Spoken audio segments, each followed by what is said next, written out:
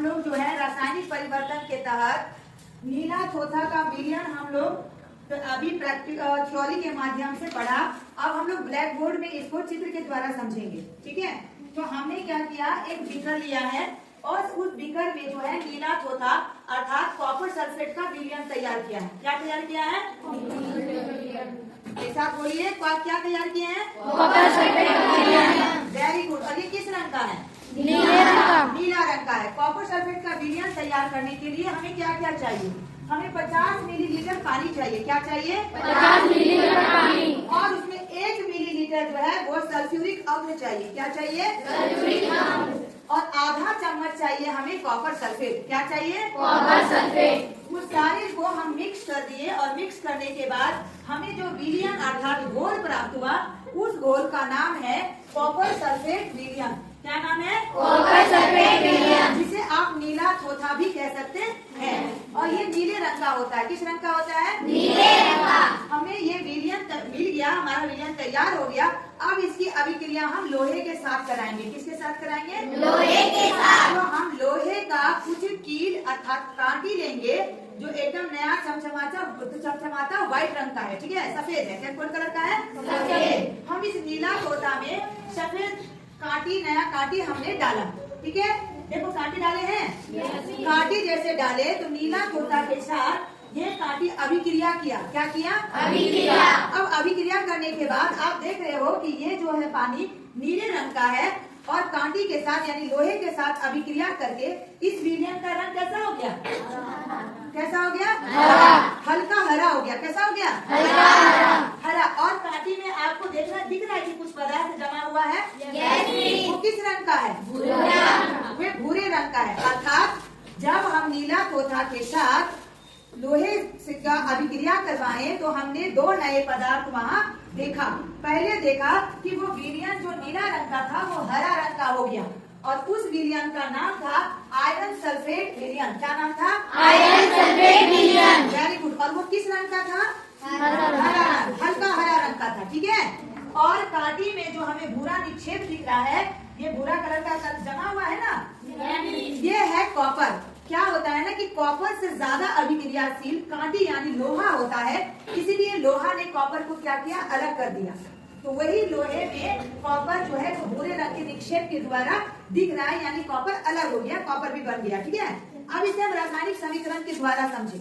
सबसे पहले हम लोग किस घोल को तैयार किए थे? नीला थोथा अर्थात उसको क्या कहेंगे? Very good. तो हम कॉपर सल्फेट विलयन तैयार किए है ना, कॉपर सल्फेट विलयन। और इसके साथ किसका अभिक्रिया करवाएं? किसका करवाएं? आयरन अर्थात लोहे का। लोहा का इसके साथ अभिक्रिया करवाएं, जिसको कि हम आयरन भी बोलते हैं। अभिक्रिया कराने के बाद हमें क्या मिला? आयरन सल्फेट विलयन। क्या मिला? आयरन सल्फेट विलयन। आयरन सल्फेट विलयन। ठीक है, और क्या मिला? Very good. भूरा निक्षेप अर्थात आप उसे कॉपर भी बोल सकते हैं। कॉपर। क्या मिला? कॉपर। अब यहाँ आइए, कॉपर सल्फेट विलयन का रासायनिक सूत्र हुआ CuSO और लोहे का क्या होता है? Fe। लोहा जो है वो कॉपर सल्फेट विलयन अर्थात सल्फेट विलयन से अभिक्रिया करके आयरन सल्फेट विलयन बनाया। तो आयरन का क्या हुआ रासायनिक सूत्र? Fe। और सल्फेट विलयन का हो गया SO4 और कॉपर का होता है Cu। ठीक है, अब यहाँ हमें बताइए कॉपर सल्फेट विलयन का जो रंग था वो कौन से रंग का था? नीला रंग। ठीक है, और आयरन सल्फेट विलयन का रंग कैसा था? हरा था। ये रंग परिवर्तन के आधार पे हम लोगों ने जाना। और कॉपर किस रूप में दिखा? भूरा निक्षेप के रूप में। किस में दिखा? भूरा निक्षेप।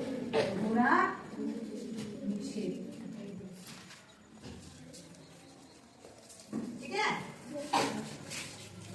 तो आप लोगों को ये रासायनिक समीकरण समझ में आया? Yes, रासायनिक समीकरण के द्वारा द्वारा भी इन चीजों को आपने भली भांति समझा।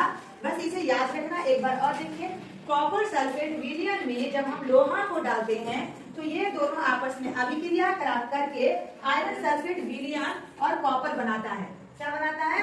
आयरन सल्फेट विलयन और कॉपर बनाता है। कॉपर लोहा जो होता है वो कॉपर से ज्यादा अभिक्रियाशील होता है, इसी वजह से लोहा जो है कॉपर को अलग कर दिया। क्या कर दिया? वो अलग कर दिया, जो कि हमें भूरा निक्षेप के रूप में नजर आ रहा है। हम लोग तो कलर से ही ना पहचानेंगे।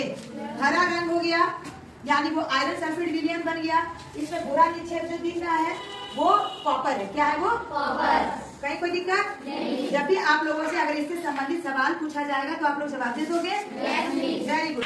और एक बात जानो, जब दो या दो से अधिक पदार्थों को मिलाने के बाद रासायनिक अभिक्रिया होता है और रासायनिक अभिक्रिया के फलस्वरूप जो नया ठोस पदार्थ हमें प्राप्त होता है उस पदार्थ को हम अवक्षेप कहते हैं। तो अभी आपने जो रासायनिक समीकरण के द्वारा समझा, इसमें अवक्षेप कौन है? नाम बताइए। आयरन सल्फेट विलयन और वेरी गुड। और अवक्षेपन किसको कहेंगे? कॉपर सल्फेट विलयन और लोहा। कॉपर सल्फेट विलयन और लोहा को अवक्षेपन कहेंगे। इस पूरी प्रक्रिया को अवक्षेपन करेंगे।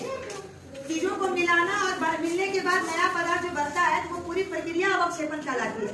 यानी आप ये जो पूरा रासायनिक समीकरण के द्वारा जो आपने समझा या ये जो विकल्प बना करके जो हमने समझा, इस पूरी प्रक्रिया को अवक्षेपन कहते हैं। क्या कहते हैं? अवक्षेपन। याद रखो इतना सा बात, ध्यान देना बहुत जरूरी होता है। चलिए ठीक है, थैंक यू।